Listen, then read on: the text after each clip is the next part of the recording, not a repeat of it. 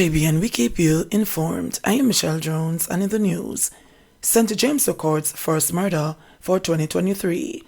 Investigators attached to the Freeport Police Station in St. James were early today at a crime scene in Bogill, St. James, where a man was shot and killed. The police have not yet released the identity of the deceased. According to a source, about 12:30 p.m., the man was at a house in the community when he was ambushed by two armed men. He ran but was chased and shot multiple times. He died on the scene. JDF soldier died following vehicle crash in Westmoreland. A Jamaica Defense Force JDF soldier has succumbed to injuries he sustained in a vehicle collision on the Betheltown Main Road in Westmoreland on Sunday. He has been identified as Private Javon Morris, 20-year-old of Lincoln District, Grange Hill in the parish. It is reported that about 3:15 p.m., Morris was traveling in a patrol vehicle with another soldier when their vehicle collided with a water truck. Both JDF members were taken to hospital, where Morris later succumbed to his injuries. Trelawney New Year's Eve crash victims identified. Police have identified the three people who lost their lives in a New Year's Eve car crash in Trelawney. Two of the deceased are Trelawney residents, 22-year-old Latanin Mendez from Friendship and 23-year-old Zidon Esson from Granville. The third person who died in the crash is 19-year-old Iration Williams from Cornwall Courts in Montego Bay, St. James. The two men and the woman died from injuries sustained during a three-vehicle collision on the Flamingo Main Road in the parish. The Trelawney police report that about 11:45 p.m., there were among 9 people traveling in 3 cars when the collision took place. All 9 were injured and taken to hospital, where the 3 individuals were pronounced dead and the others admitted. 4 people injured after crash in St. Mary. 4 people were rushed to the Notably Hospital in St. Mary after sustaining injuries as a result of a single vehicle accident along the Grays Inn Main Road in the parish on Sunday. It is understood that the accident occurred when the driver failed to negotiate a corner and crashed into a light pole. No information has been obtained as to the severity of the injuries suffered by the occupants of the car. Police probing murder of man in Above Rocks. The police in Above Rocks, St. Catherine, are yet to make a breakthrough in the murder of a resident, which occurred on New Year's Eve in the rural community. The deceased has been identified as Kenroy Williams, a 25-year-old laborer of Above Rocks district. It has been reported that about 10:30 p.m., Williams and others were playing music when they began experiencing problems with the power supply. Williams and a relative went to a nearby lane to check what was causing the problem. It is alleged that a man armed with a handgun appeared from behind a tree and fired shots, hitting Williams. He was taken to the Spanish Town Hospital, where he succumbed to his injuries. Indicom probing shooting at Palisades involving off-duty cop.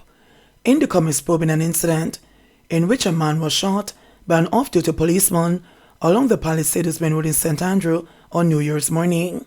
It's reported that the policeman and his mother were among persons watching the fireworks along the airport road when she got into a dispute with an individual. It's alleged that the man used his vehicle to hit down the elderly woman. The police reportedly reacted in defense of his mother. It's further alleged that the man attempted to use the vehicle to hit the policeman, who in response drew his gun and opened fire. The man was shot and taken to hospital. The police have not yet provided any details of the incident. At least 4 shot during illegal New Year's Eve gun salutes. The Jamaica Constabulary Force is reporting that several people were shot and injured during illegal New Year's Eve gun salutes. In a tweet, JSF spokesman Dennis Brooks disclosed that at least 4 people, including a teenager watching fireworks, were shot. An elderly woman who was asleep in her bed was also wounded as a result of one of those illegal New Year's gun salutes. Illegal guns and ammunition seized during police military operations in St. James and Kingston.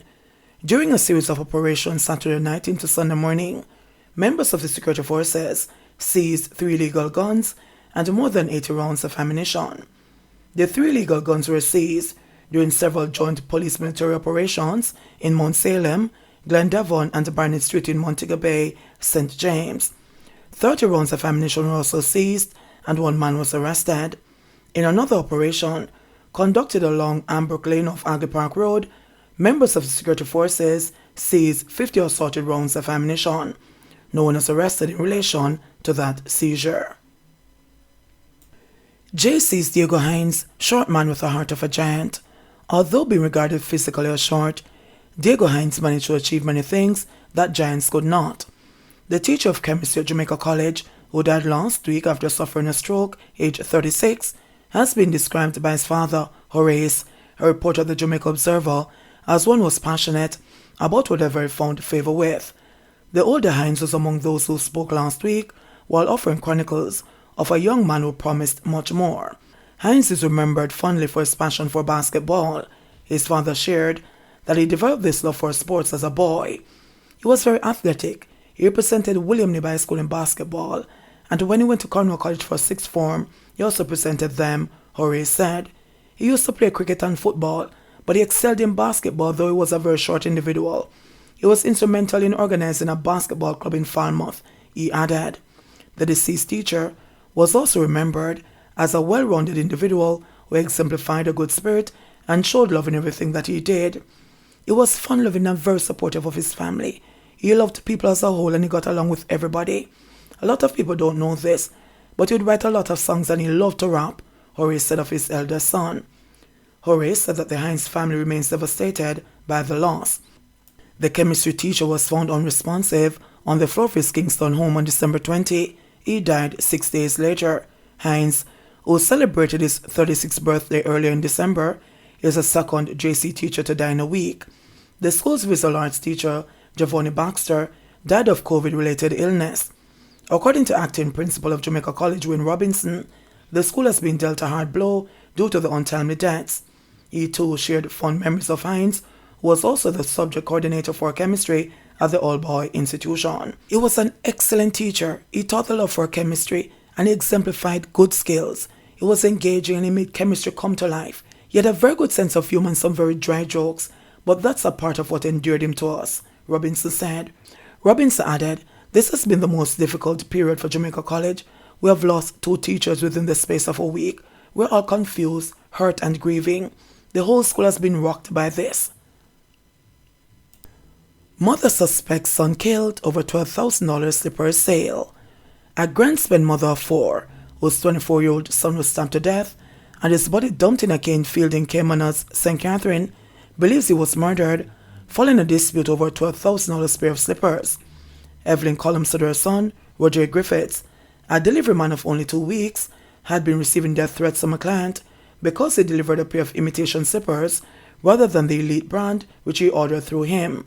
Collum said that Griffiths reportedly left his workplace on East Queen Street in downtown Kingston last Friday to make a delivery in St. Catherine, but was not heard from or seen again until his body was discovered in St. Catherine on Monday. The police's Corporate Communications Unit, CCU, said that the body of an unidentified man was discovered face down in a trench. It said a resident alerted the police after stumbling upon the body in the cane field about 10:47 a.m. The body was clad in multicolored underwear only. Collum believes that Griffiths was lured to the location and killed after listening to several voice messages he said to have received from the client.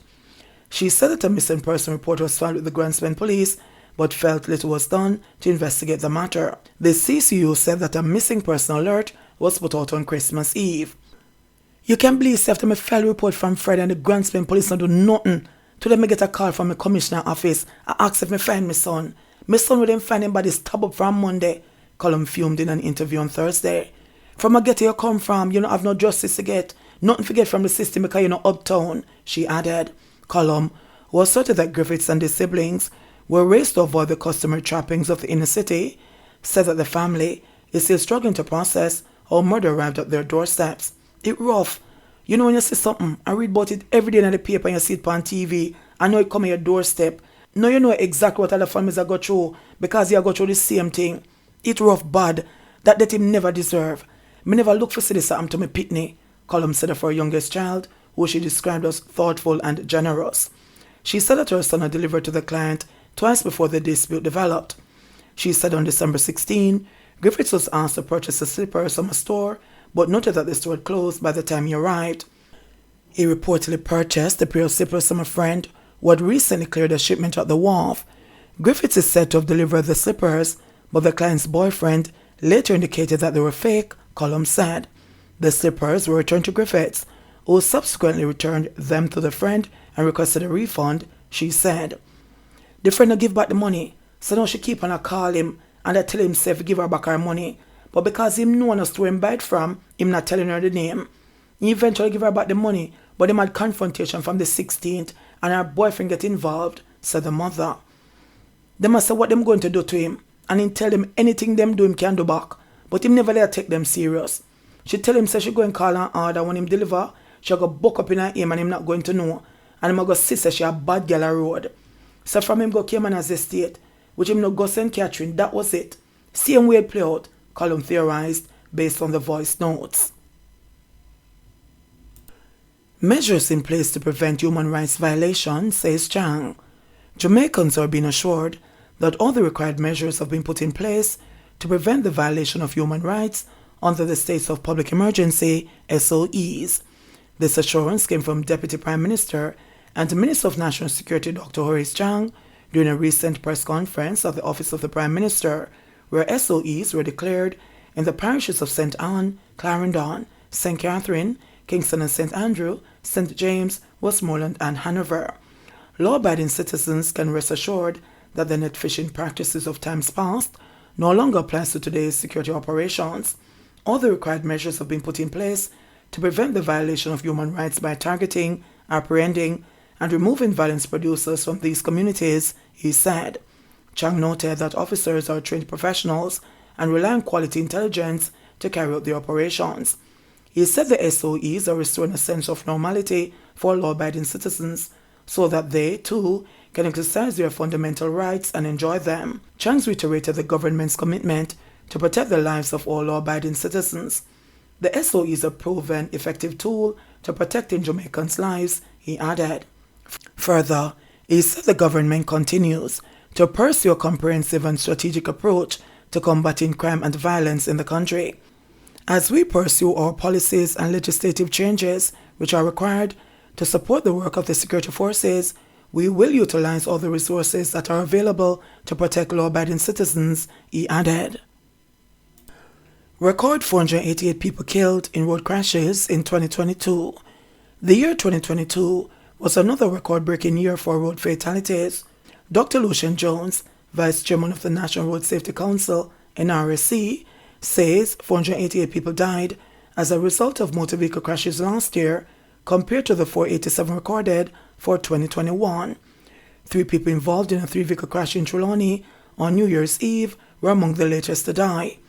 Dr. Jones said the number of deaths is likely to increase by the end of this month as some persons hospitalized due to crashes last year may succumb to their injuries. But the NRSC Vice Chairman has said more emphasis will be placed on recording the number of people hospitalized due to road collisions, not just fatalities. He said while it is important to make note of the deaths that occur, those injured and requiring hospital care represent a burden on the health system and an additional cost to the country. Dr. Jones explained that the information, which will be garnered with the help of the Health Ministry, is needed to facilitate better financial planning by the government. JBN, we keep you informed. Please remember to subscribe, like, share, leave us a comment and click the notification bell to receive our daily news items.